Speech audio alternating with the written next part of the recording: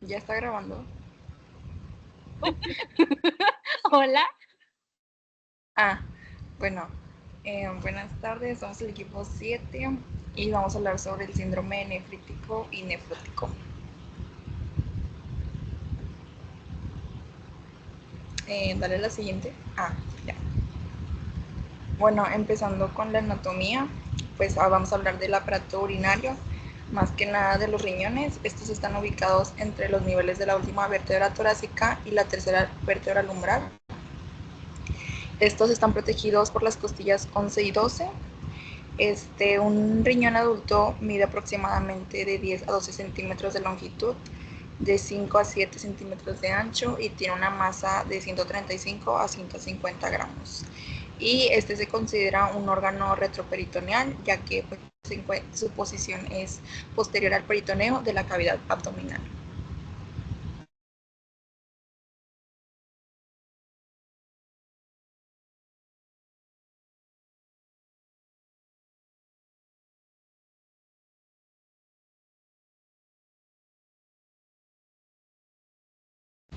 El riñón tiene 3 capas.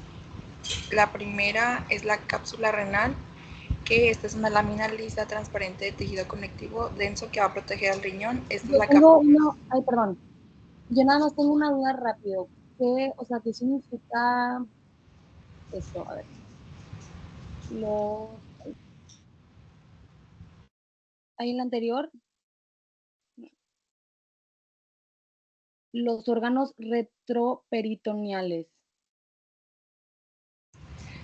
Que se encuentra enfrente del peritoneo. Ok, gracias. No, se encuentra posterior, o sea, atrás. De posterior, sí, sí, sí, sí. Sí, Ok. por eso es retro, de atrás, de retro. Okay. Una disculpilla. Bueno, continuando con las capas, está también la cápsula adiposa. Esta es una masa de tejido graso que rodea la cápsula renal. Esto va a proteger a los riñones de traumatismos y los va a mantener firmes en su lugar dentro de la cavidad abdominal. Y pues esta va a ser la capa media. Y la capa superficial es la fascia renal. Es la capa delgada que va a sujetar a los riñones a las estructuras vecinas, como es el peritoneo, y a la pared abdominal.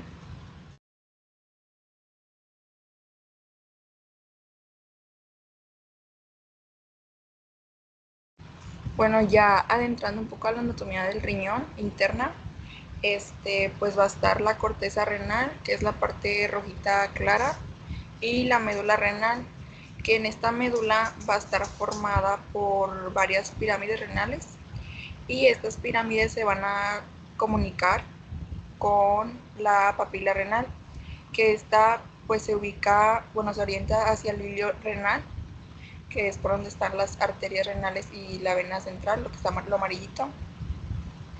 Y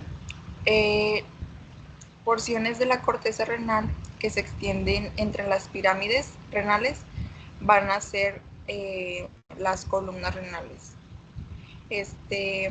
La corteza renal y parte de las pirámides de la médula renal van a formar lo que es la parenquima, que esta es una porción funcional del riñón, y dentro de esta parenquima va a estar lo que es la nefrona, que pues es la unidad funcional del riñón. El líquido que va a estar filtrado por las nefronas se va a drenar en los conductos papilares, y estas se van a drenar hacia los cálices, que una vez que están aquí, una vez que el líquido se filtra a los cálices, es porque ya está convertido en orina. Primero va a entrar por el cáliz menor, enseguida del cáliz mayor, y del cáliz mayor la orina se va a drenar a la pelvis renal, que de seguida va hacia el uréter y va por la vejiga. También tenemos lo que es la irrigación sanguínea, que va a empezar por la vena arterial, enseguida de las arterias segmentarias, que estas son arterias que van a estar en el riñón, áreas del riñón, las interlobulares, que van a atravesar columnas renales entre los lóbulos renal. No mencioné el lóbulo renal. Está formado por pirámides renales, columnas renales en ambos lados y pues la corteza renal como base del lóbulo, ¿verdad? Bueno, en la arteria interlobular le siguen las arterias arciformes, que están, como su nombre lo dice, que tienen forma de arco. Están las arterias radiadas, corticales, que estas son las que ingresan en la corteza renal. Después las arteriolas aferentes, que cada nefrona recibe una, que es donde después se forman capilares enrolladas, que es donde se forma el glomérulo, capilares glomerulares, y estas capilares glomerulares se reúnen y salen por la arteriola, le sigue la arteriola eferente. Después están los capilares peritubulares, las vénulas peritubulares, venas radiadas corticales, las venas arciformes, venas interlobulares y la vena renal.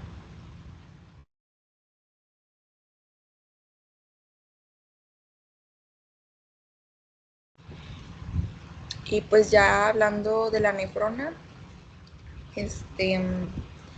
esta, como dije, es la unidad funcional del riñón y se forma por dos partes, que es el corpúsculo renal y el túbulo renal.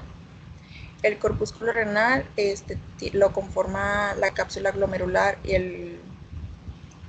o cápsula Bowman y el glomérulo, que es la red capilar. Y el túbulo renal lo forman tres partes, que es el túbulo contorneado proximal porque pues está más próximo a lo que es la cápsula glomerular. Está la asa de Henle, que conecta lo que es el túbulo proximal al distal, y esta comienza esta comienza en la última vuelta del túbulo proximal, lo que está en la corteza renal, y se extiende hacia abajo, que va a formar parte de la médula renal, y se va a llamar rama descendente de la asa de Henle. Luego da una vuelta hacia la corteza renal, donde va a terminar el túbulo distal, y se va a conocer como rama ascendente del asa de Henle. Y pues por último está el túbulo contorneado distal, que pues es la parte más lejana de la cápsula glomerular.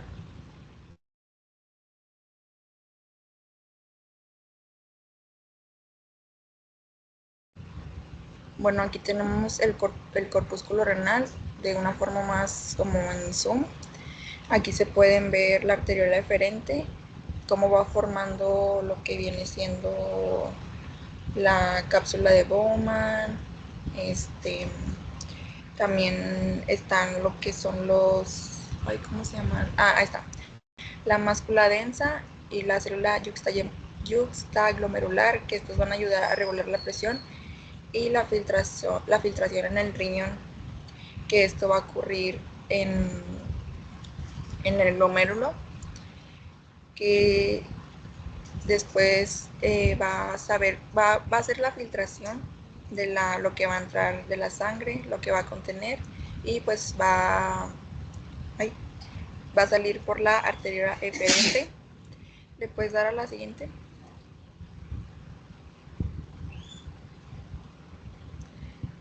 Va a estar lo que es la filtración glomerular, que pues es cuando la sangre llega al riñón, va a pasar por tres capas, que está la fenestración o como poros, que pues van a ser pequeños agujeros en los vasos sanguíneos, como se puede ver en la imagen del glomérulo. Va a permitir el paso de agua y sustancias pequeñas, y pues va a hacer que eviten que pasen los glóbulos rojos. Después le sigue la membrana basal glomerular, que esta capa funciona como un filtro extra y va a bloquear las proteínas grandes para que no se pierdan en la orina. Después está la membrana de hendidura entre los pedicelos, que estos son espacios entre los podocitos. Van a permitir el paso de algunas sustancias más pequeñas. y van a retener las proteínas medianas para evitar que se escapen.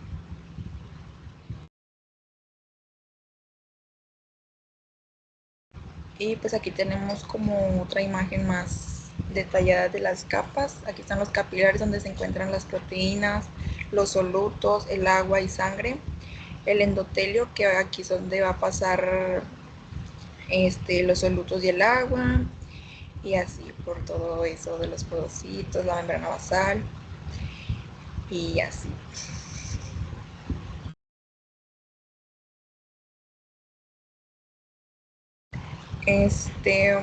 Está la presión osmótica. La verdad, esta no la entendí muy bien.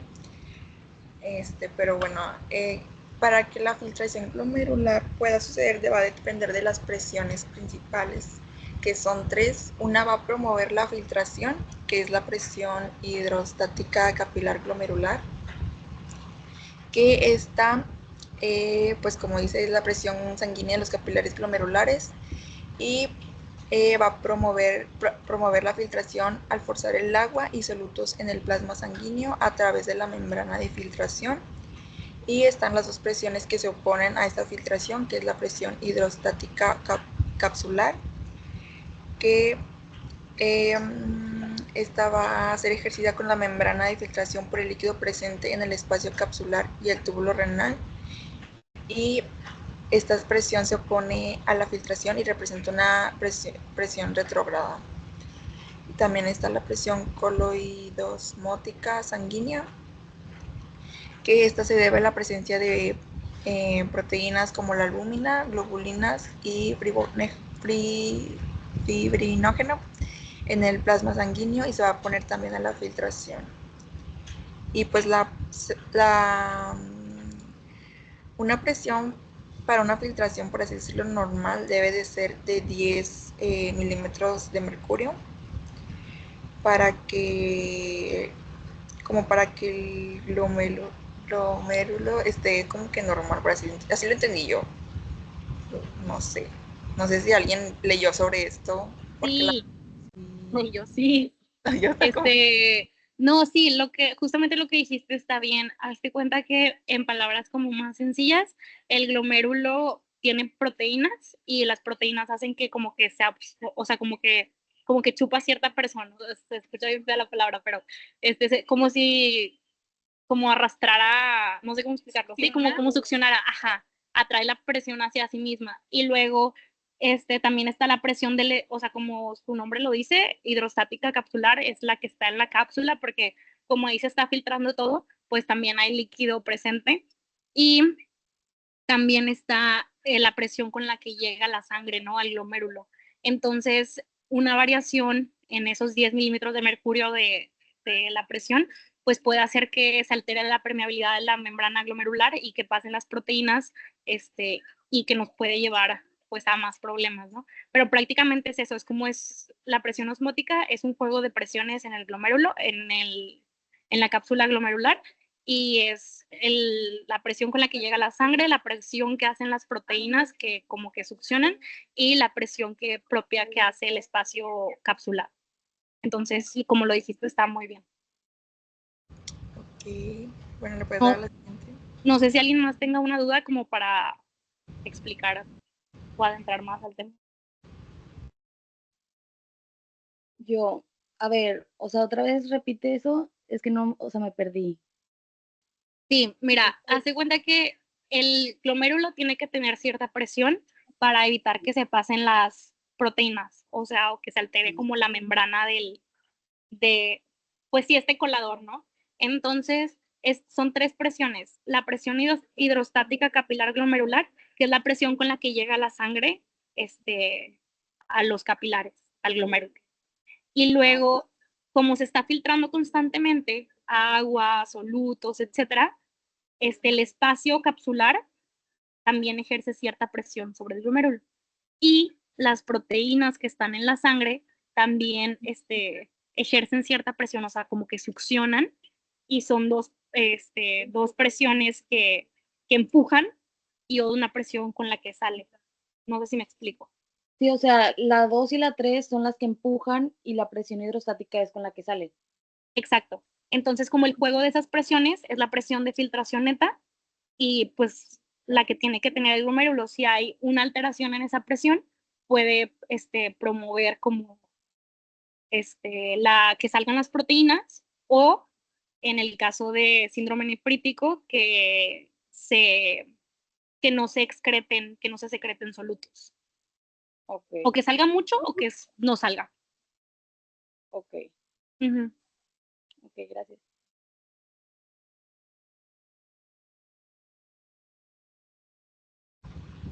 Bueno, ya que hay como un pequeño resumen de todo lo que dije anteriormente. Aquí está cómo los riñones van a filtrar la sangre y van a producir la orina. Primero está lo que es la filtración glomerular, que va a estar en el corpúsculo renal. La sangre pues va a entrar al riñón por la arteria aferente y va a llegar a un pequeño filtro, pues el glomérulo. Y aquí pues el agua y sustancias como sales y desechos van a pasar a la cápsula glomerular, mientras que las células, ya sean como proteínas, o sea, células más grandes, se van a quedar pues en la sangre. Después está la reabsorción tubular, que pues el líquido que se filtró va a viajar por el túbulo renal. En este caminito pues el cuerpo va a recuperar lo que es el agua o sustancias útiles, ya sean pues no sé, minerales, glucosa, estos pues regresándolo a la sangre, ¿verdad? A las capilares peritubulares.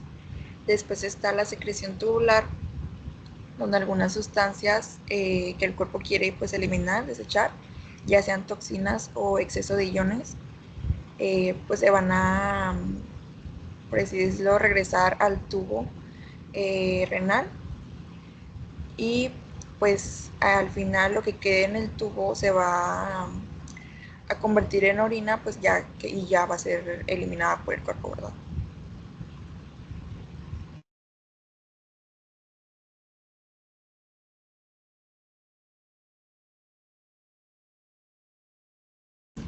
Después está la retroalimentación tubuloglomerular. Aquí va a haber un estímulo que va a alterar esta homeostasis.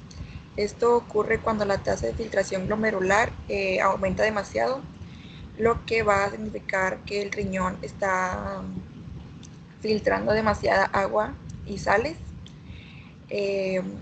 Los receptores van a estar las células de la mácula densa, van a detectar que hay pues más sodio y cloro y agua de lo normal en el filtrado.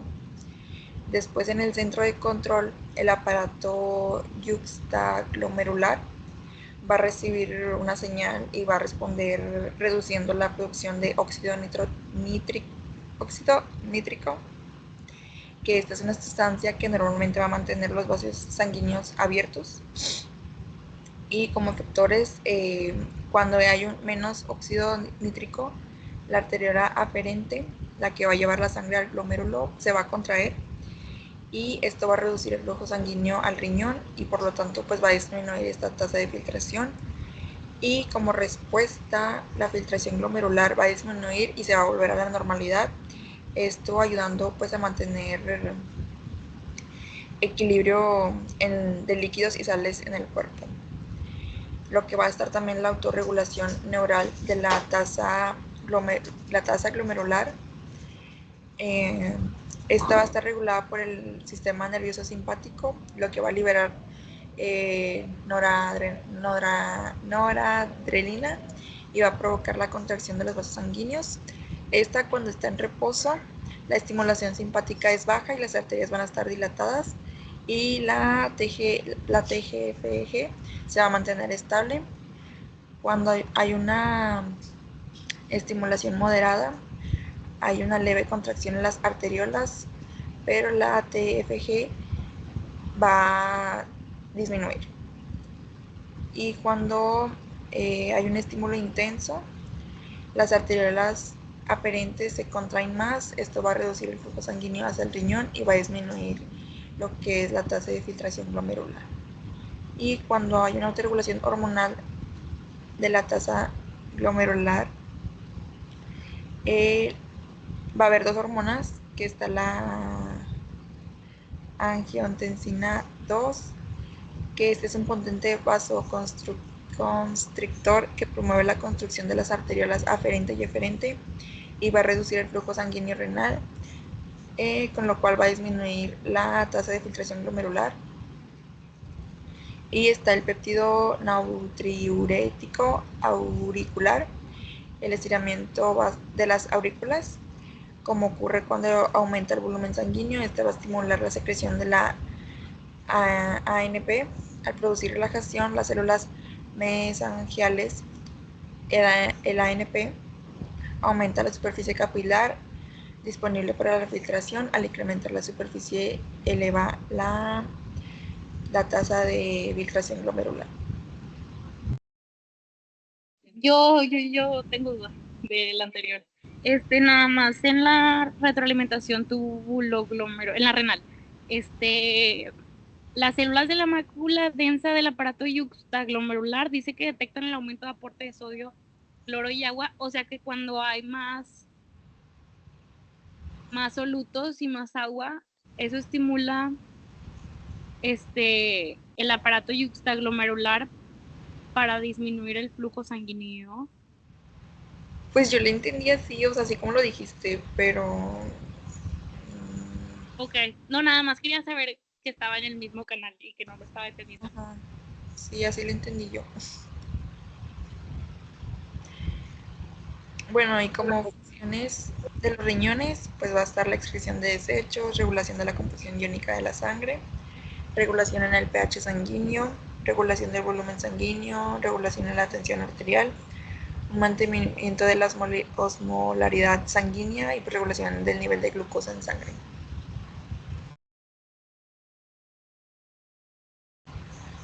Como nombre clínico está el síndrome nefrítico, al igual que el síndrome nefrótico, y como nombres coloquiales no encontramos como tal un nombre coloquial.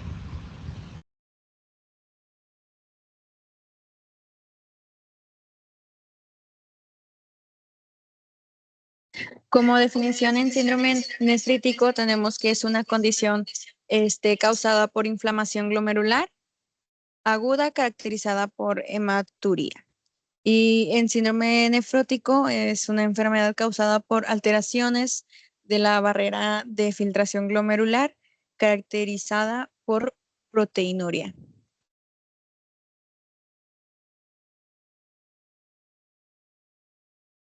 En la clasificación, el síndrome nefrítico se clasifica en síndrome nefrítico agudo y síndrome nefrítico crónico, y el síndrome nefrótico en primario, idiopático y congénito, y el síndrome nefrótico secundario, que es por enfermedades sistémicas, infecciosas, neoplasias, intoxicaciones y hemodinámicas.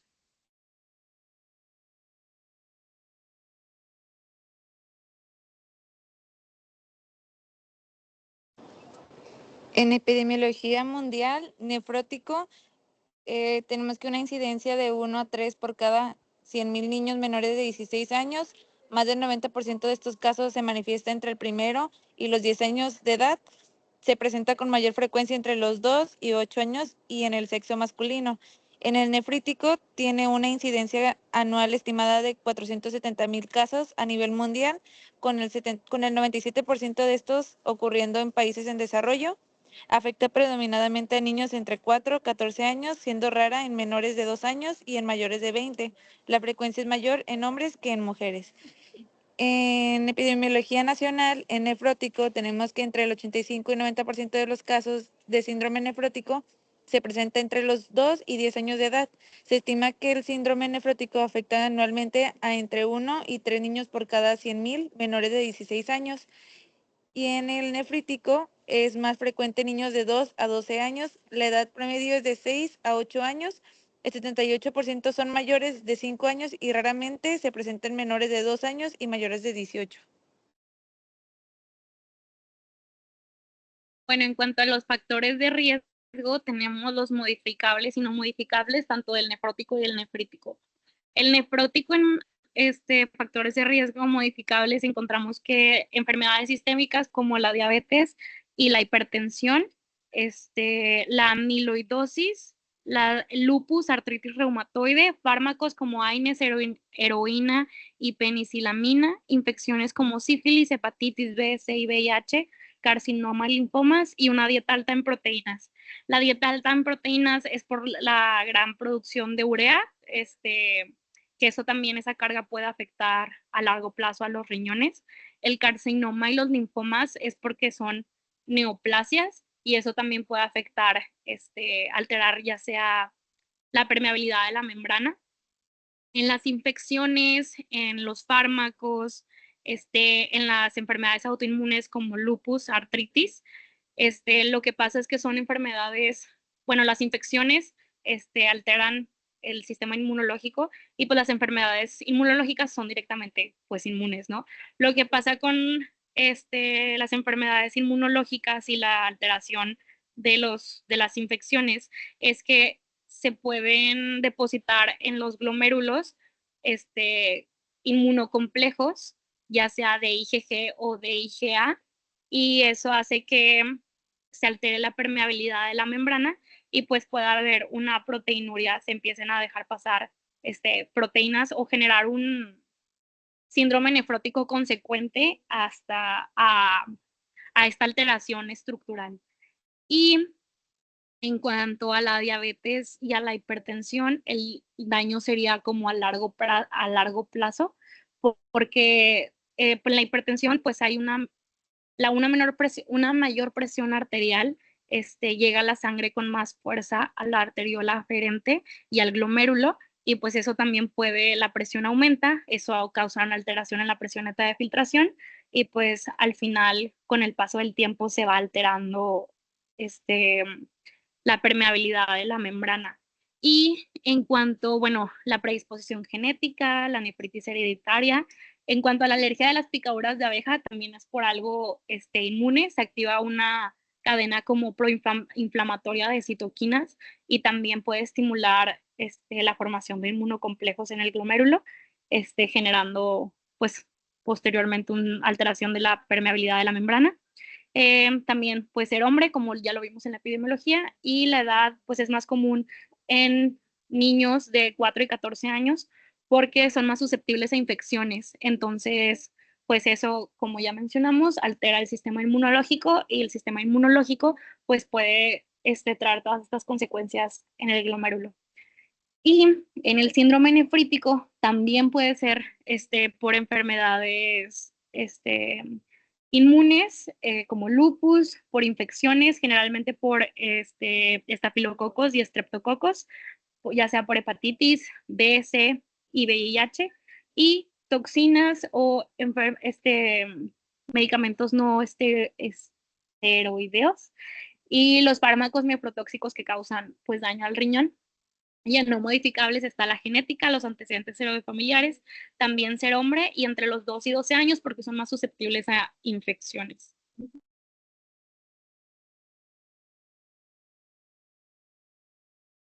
En cuanto a la etiología, pues en el síndrome nefrótico está la alteración en la permeabilidad de la barrera glomerular por nefropatías glomerulares, ya sean primarias o secundarias. Y en el síndrome nefrítico es inflamación glomerular, causada por glomerulonefritis, ya sea postinfecciosa, rápidamente progresiva o todas las variaciones que esta tiene.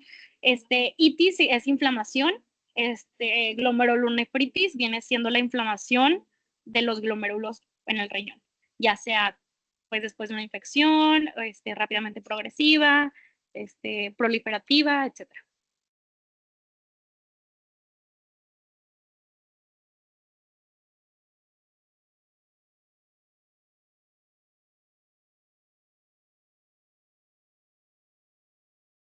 En la fisiopatología tenemos el daño a los podocitos y el aumento de la permeabilidad de la barrera de carga glomerular, es decir, de las proteínas que no deben de pasar al glomérulo, y pues en el síndrome nefrótico es muy característico que sí pase en el glomérulo.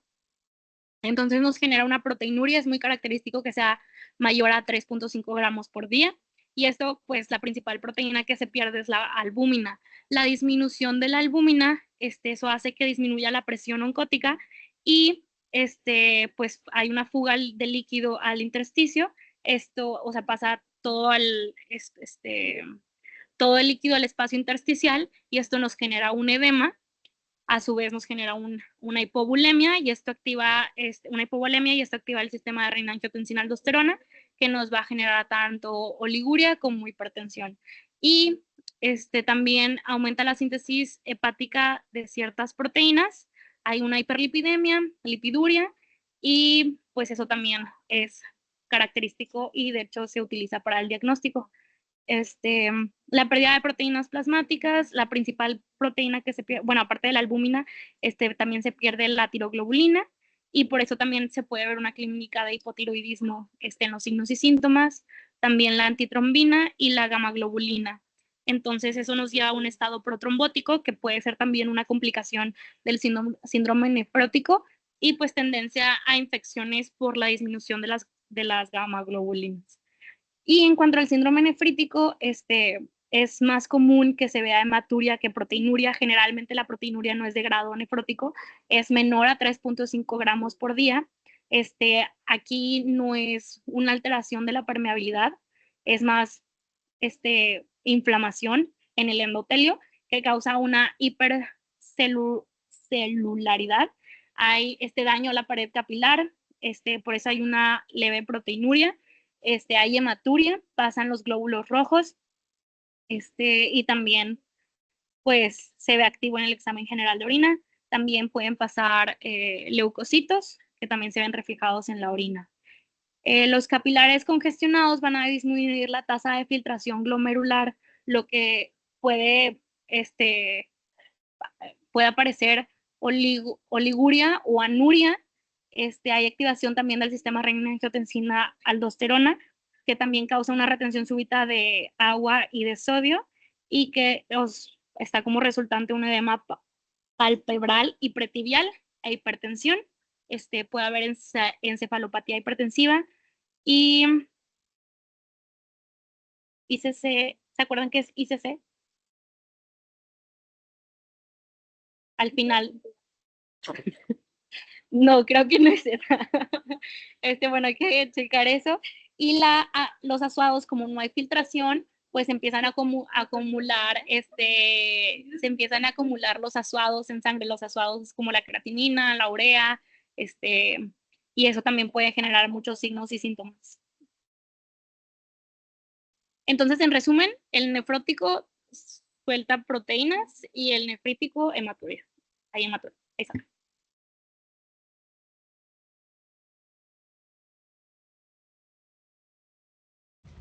Como principales motivos de consulta, en el síndrome nefrítico está la hematuria y en el síndrome nefrótico está el edema. Pero yo tenía duda aquí, porque en el cuadro clínico en los dos vienen edema, pero uno decía, creo que nefrótico decía algo de edema en la cara y el otro pues en las partes inferiores. Ahí sí no sé, o sea, sí los dos pueden ser de que edemas. Okay.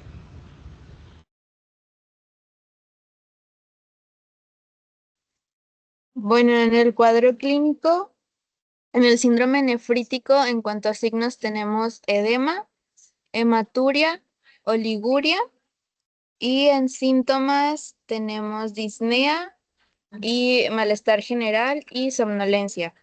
Y en el síndrome nefrótico, en signos tenemos edema, principalmente en cara y abdomen, y proteinuria. Y en síntomas tenemos fatiga y malestar general.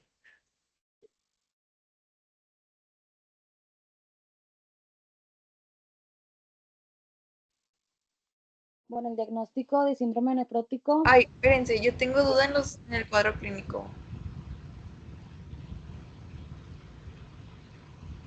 ¿Te puedes regresar, por favor?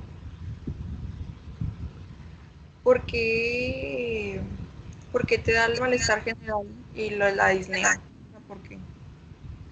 Es por los azuados. Bueno, supongo yo que es porque la acumulación de azuados de creatinina y urea en la sangre te genera malestar general. Igual la disnea. ¿O eso por qué?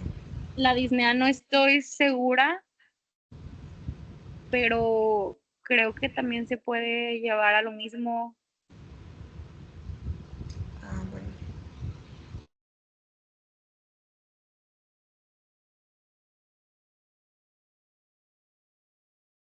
Bueno, el diagnóstico en el síndrome nefrótico, este síndrome se diagnostica con la presencia de proteinuria, que es en orina menos de 40 miligramos por metro cuadrado por hora, que nos indica una pérdida de proteína de la orina. El índice de proteinuria y creatinuria menor de 2 miligramos. Las proteínas en orina matutina, que estas se utilizan nada más para confirmar la proteinuria en una muestra aislada pues en pacientes que no pueden recolectar la orina en 24 horas. La hipoalbuminemia, que es la pérdida, es para diagnosticar la pérdida masiva de proteínas en la orina. Y algún grado de hiperlipidemia, que es cuando el hígado intenta compensar la pérdida de proteínas, elevando los niveles de colesterol y triglicéridos. En los estudios son ecografía o micrografía renal, biopsia renal, que en la ecografía nos permite evaluar el tamaño, la estructura y las posibles alteraciones en los riñones. En la biopsia renal, estos nada más se realizan en casos donde el diagnóstico es incierto o cuando hay una sospecha de una enfermedad renal grave. En los exámenes de laboratorio tenemos examen de orina, recolección de orina nocturna 12 horas y orina 24 horas, biometría hemática y química sanguínea para evaluar el perfil renal y lipídico. En el examen general de orina, estos pues detecta la proteinuria masiva. En la recolección de orina en 12 y 24 horas es para confirmar la proteinuria en rango nefrótico. En la biometría hemática, estos evalúa la presencia de trombocitosis o hemoconcentración. En la química sanguínea, pues es para evaluar el perfil renal y lipídico.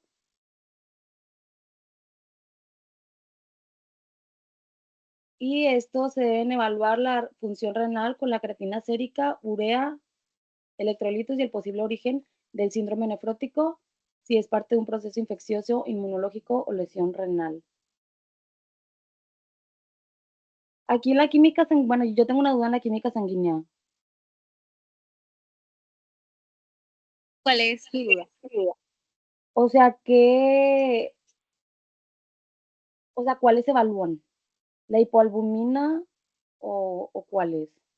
Es que en la química sanguínea es para evaluar justamente la albúmina, porque es albúmina sérica y esa, según yo, no sale en la biometría hemática, porque en la biometría hemática nada más es de que glóbulos rojos, glóbulos blancos, plasma sanguíneo, y en la química sanguínea, como su nombre lo dice, o sea, la química, sale la albúmina y pues también sale la creatinina, la urea, a veces los electrolitos, algunos, entonces eso te evalúa el perfil renal y en la química sanguínea también están el perfil lipídico, porque se evalúa el riesgo cardiovascular. Por eso la química sanguínea.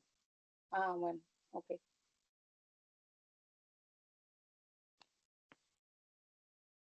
Si le pueden cambiar a la siguiente, por favor.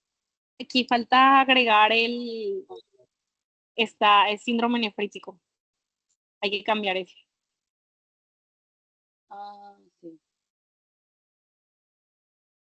Bueno, el diagnóstico del síndrome nefrítico, esto se diagnostica con la presencia de hematuria en orina, si es positivo, y la proteinura en orina mayor a 0.5. En los estudios ecograma renal, radiografía de tórax y biopsia renal. En la ecografía renal, esta se evalúa el tamaño y ecogenicidad de los riñones, ayudando a diferenciar una glomerulonefritis aguda y una crónica. Y también nos permite descartar obstrucciones, anomalías estructurales o trombosis de la vena renal. En la radiografía de tórax nos detecta edema pulmonar o derrame pleural y complicaciones frecuentes por retención de líquido secundaria a la insuficiencia renal. Y por último, la biopsia renal, que nos permite evaluar el grado de inflamación y daño glomerular, que es crucial para detectar este síndrome. En el laboratorio se hacen exámenes de orina, anemia, antiestreptolicinas y bacteriología. En el examen general, en el examen general de orina lo que diagnostican o lo que ven en ese, identifican los signos característicos del daño glomerular. En la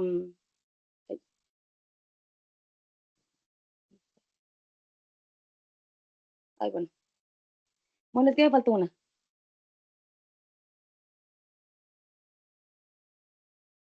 ¿La pueden regresar?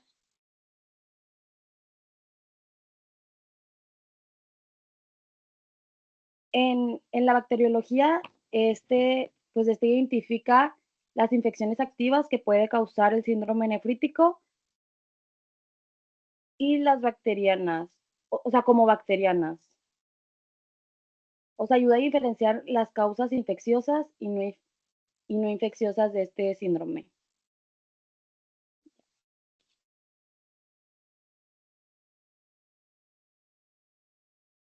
Ya, si le pueden cambiar. Esas son prácticamente imágenes de una micrografía por inmunofluorescencia, cuando se acumulan los depósitos de IgG o IgA en el glomérulo. Entonces, está así, en la derecha se ve el síndrome nefrítico y en la izquierda el nefrótico. Está más iluminado como que el lado izquierdo, porque es como, pues es un daño más generalizado, y en el nefrítico es como más directamente en el glomérulo. No sé si está bien, igual y lo quitamos, como quiera. Pero se ve bonito, parece un brócoli.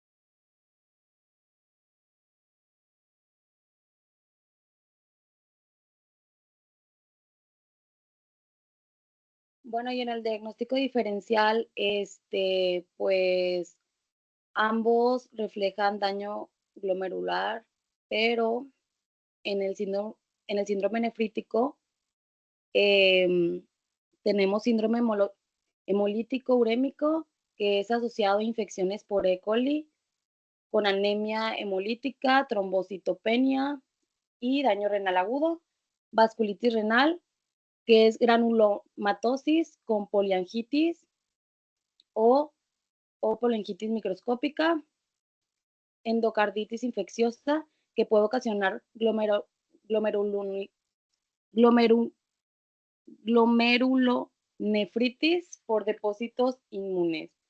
Y en el síndrome nefrótico, que es amiloidosis renal, que es depósito de proteínas amiloides en el riñón, y es asociado a enfermedades crónicas como mieloma múltiple, glomerulosclerosis focal y segmentaria, que es la enfermedad por la que se desarrolla el tejido cicatricial en los glomérulos,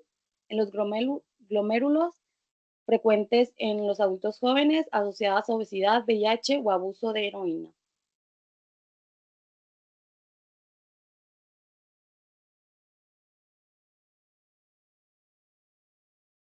La prevención de acuerdo a los factores de riesgo sería tanto los check-ups de enfermedades sistémicas como diabetes e hipertensión, mantenerlo en control, y de enfermedades inmunológicas como el lupus, pues también mantenerlo en control, evitar que pueda dañar al glomérulo, pues sí, al riñón. También llevar un tratamiento adecuado en caso de ya padecer alguna enfermedad sistémica, inmune, infecciosa o genética, no automedicarse, ya que muchas veces o es común que no se conozca la nefrotoxicidad de cada fármaco, y en caso de alergia a las abejas, no exponerse a ambientes pues infestados, no consumir drogas ilícitas como la heroína. Para el síndrome nefrótico y el síndrome nefrítico, también mantener una alimentación adecuada para para el fortalecimiento del sistema inmunológico, llevar un tratamiento adecuado en caso de ya padecer alguna enfermedad sistémica, inmune, infecciosa o genética, tampoco automedicarse, y pues también no llevar dietas altas en proteínas por tiempo prolongado.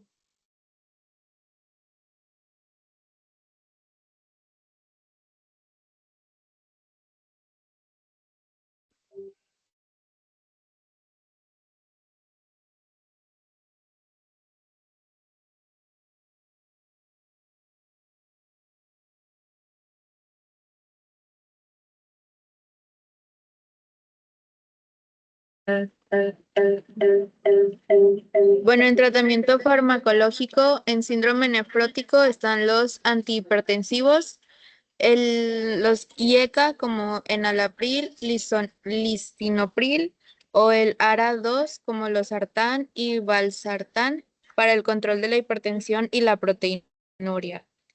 Diuréticos de asa como el furosemida para el manejo del edema. Antibióticos si la causa es infecciosa, por ejemplo la penicilina en glomerulonefritis post-estreptocócica. Corticoides e inmunosupresores en casos de glomerulonefritis rápidamente progresiva o nefritis lúpica. Prednisona o metilprednisolona junto con ciclospamida o rituximab si es necesario. En síndrome nefrótico, corticoides, primera línea en enfermedad de cambios mínimos o glomeruloesclerosis focal y segmentaria. Inmunosupresores como ciclofosfamida, micofenolato de mofetilo o rituximab en casos resistentes a esteroides o síndrome nefrótico secundario. Diuréticos de asa, como furosemida o tarasemida para el control del edema. Los IECA o ARA-2 para reducir la proteinuria y proteger la función renal.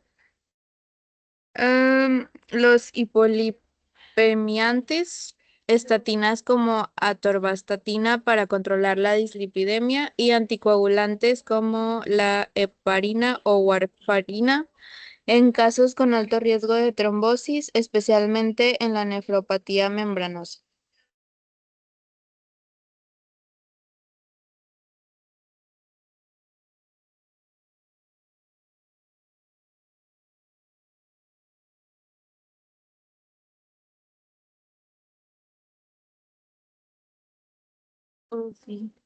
El tratamiento no farmacológico para el síndrome nefrítico, el reposo, especialmente en la fase aguda para minimizar el daño renal, restricción de sodio y líquidos para controlar la hipertensión y el edema, control de la ingesta de proteínas en casos de insuficiencia renal aguda.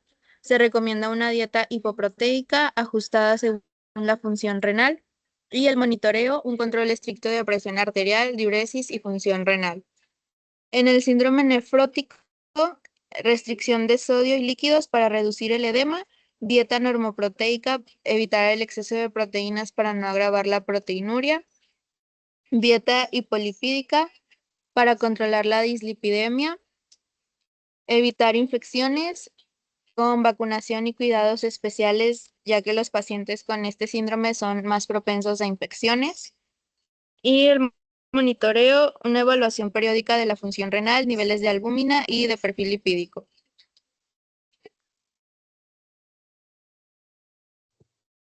En complicaciones podemos encontrar que en el síndrome nefrótico contamos con un edema severo. Esto es una acumulación excesiva de líquidos en los tejidos, generalmente visibles por las piernas, tobillos y los párpados. También puede haber una trombosis. Esto tiene un riesgo elevado de desarrollo de trombosis venosa profunda o embolia pulmonar.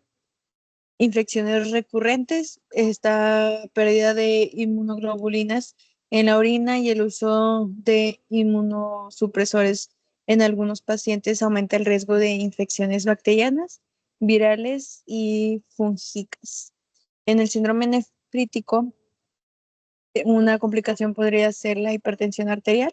Es la inflamación debido a la inflamación de los glomérulos, afecta la capacidad de los riñones para regular la cantidad de líquido y sodio en el cuerpo, llevando a una retención de sodio y agua. También una insuficiencia renal aguda debido a la inflamación intensa de los glomérulos. Esto puede reducir drásticamente la capacidad de los riñones para filtrar la sangre, y una oliguria debido a la inflamación glomerular. Los riñones filtran menos líquido.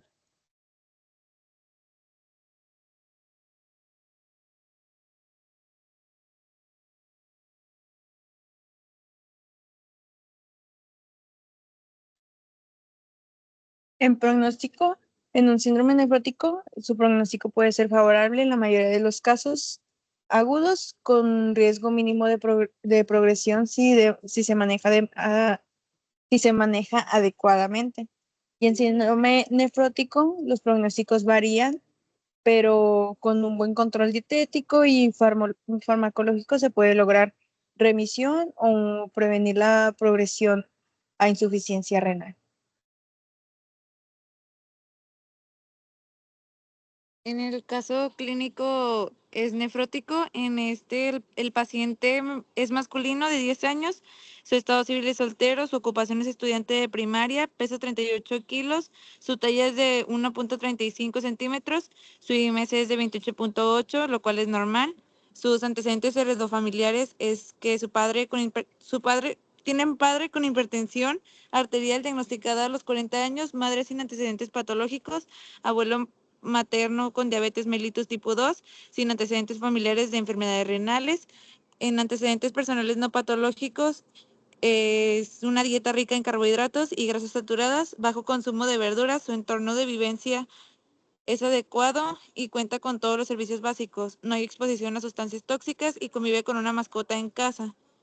En antecedentes personales patológicos, tiene infecciones respiratorias recurrentes en la infancia, hospitalización previa por neumonía a los 5 años, no cuenta con ninguna alergia, sin antecedentes de cirugías previas. En signos vitales tiene presión arterial de 110/70 milímetros de mercurio, frecuencia cardíaca de 85 latidos por minuto, frecuencia respiratoria de 18 respiración por minuto, temperatura de 36.7 grados y una saturación de oxígeno del 98%.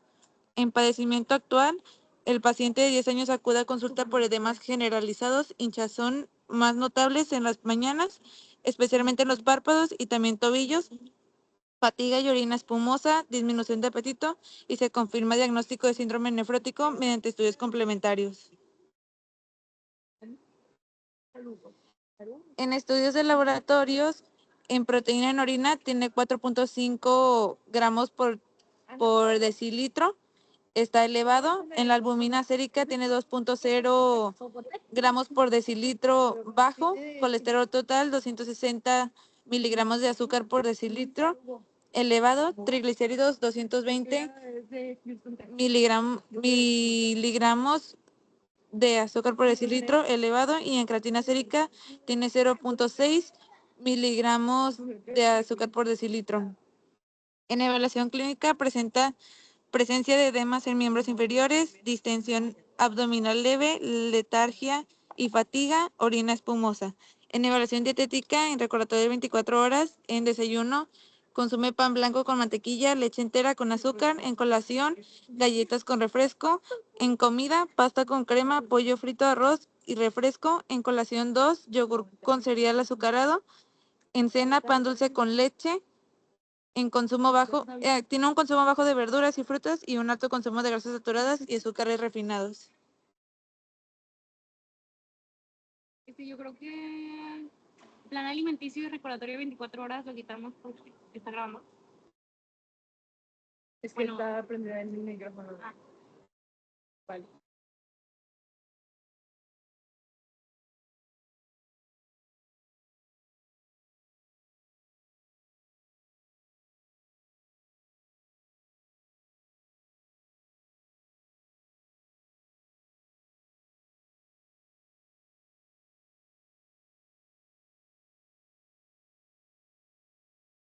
En tratamiento, el tratamiento médico incluye prednisona a una dosis de 2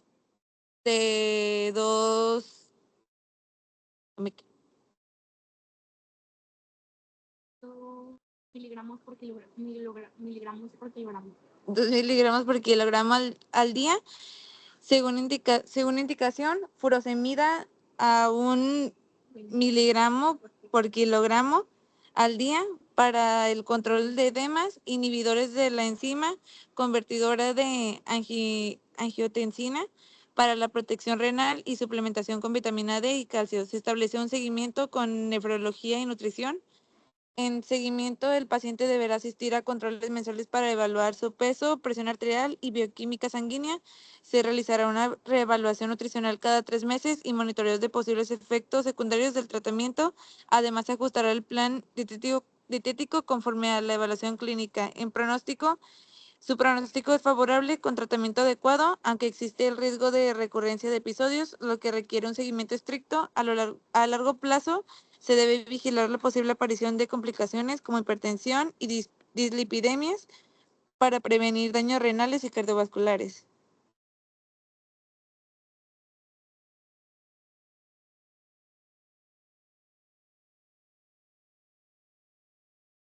Y esto sería todo. ¿Quién tiene dudas?